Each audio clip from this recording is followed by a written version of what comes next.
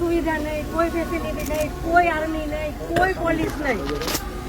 જ્યારે મોટા મોટા નેતા આવે, કોઈ વીઆઈપી માટે પાછળ કેટલી ગાડી, ઉપર હેલિકોપ્ટર, શેનાથી હાલે છે? ટેક્સ પે કરે છે એના ઉપર નથી. વીઆઈપી માટે જે સર્વિસ છે એ આ લોકો માટે કેમ નથી? હું નીચે આર્મી કેમ્પમાં ચિલ્લાઈને કહેતી હતી કે ઉપર કેટલા લોકો જખમી છે, તમે લોકો જલ્દી કંઈક કરો. અમે ઉપરથી પડતા આખડતા નીચે ઉતરતી હજી ઉપર કોઈ ફેસિલિટી ગઈ નહોતી.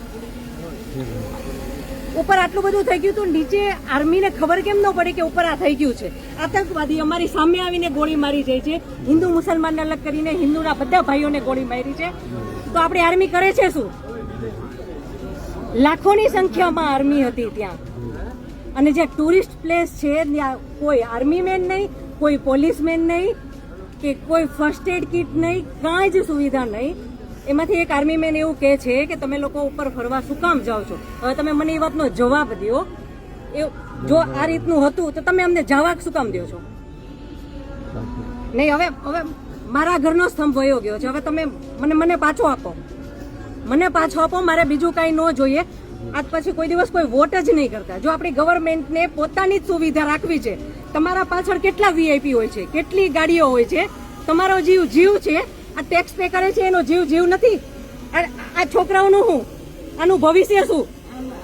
આને ડોક્ટર બનાવી છે, આને એન્જિનિયર બનાવો છો, હું કઈ રીતે બનાવીશ? નહીં, મને ન્યાય જોઈએ. મારા છોકરાનું ફ્યુચર ખરાબ ન થવું જોઈએ. આટલા વર્ષની સર્વિસમાં એને ટેક્સ તમે કટ કરીને તમે સેલરી આપો છો ને, અને ઉપર જતા અમે કઈ પણ વસ્તુ ખરીદીએ છીએ, ક્યાંય જઈએ છીએ, ફરીથી ટેક્સ, ટોલ ટેક્સ, બધા ટેક્સ તમે અમારી પાસેથી લ્યો છો. તો મારા ઘરવાળાને જ્યારે જરૂર હતી ત્યારે કોઈ ફેસિલિટી નથી મળી. મને એનો ન્યાય જોઈએ. તમે લોકો અહીંયા જ રહ્યો, તમે કયો મને કે તમે શું કરશો એના માટે. આ એક નહીં, આના જેવા જેટલા ભાઈઓ બધા નિર્દોષ હતા, બધાને આવડા છોકરા હતા. નહીં, સરકાર ખાલી કહે છે કે અમે કરશું. આ બધું બની ગયું, આ બધાને હોસ્પિટલ ખબર નહીં શું ફેસિલિટી મળી ન મળી. બીજે દિવસે આટલો કરફ્યુ, આટલી રોડ બંધ, રોડ ઉપર 100-200 જ્યાં જોઈને ઢગલા. નહીં સર, નહીં, સાંભળો, તમારે સાંભળવું પડશે. જ્યારે બધું પતી જાય પછી આપણી ગવર્મેન્ટ આવીને ફોટા પાડે છે કે અમે આર્મી ઓફિસર અહીંયા હતા, પોલીસ અહીંયા હતા, નેતા આવ્યા છે. પછી શું કામનું? અને આર્મી ઓફિસર એવું કેમ બોલી શકે કે તમે લોકો ઉપર જાઓ છો શું કામ ફરવા?